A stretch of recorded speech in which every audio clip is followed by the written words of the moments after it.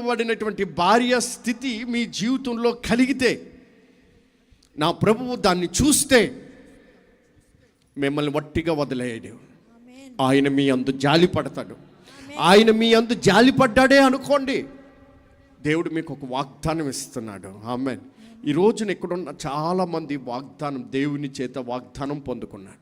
ఆ వాగ్దానం ఏం చేస్తుంది అనుకుంటున్నారు? మీ జీవితంలో అవును ఆమేన్ అంటది వాగ్దానం. ఏంటండి? అవును ఆమేన్ అంటది.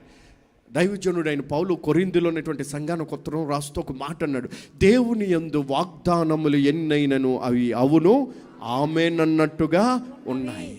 అంటే మీ జీవితంలో దేవుడు ఒక వాగ్దానం ఇస్తే ఆ వాగ్దానాన్ని చూసి దేవుడు ఏం చేస్తాడు? అవును ఆమేన్. దేవునికి స్తోత్రం.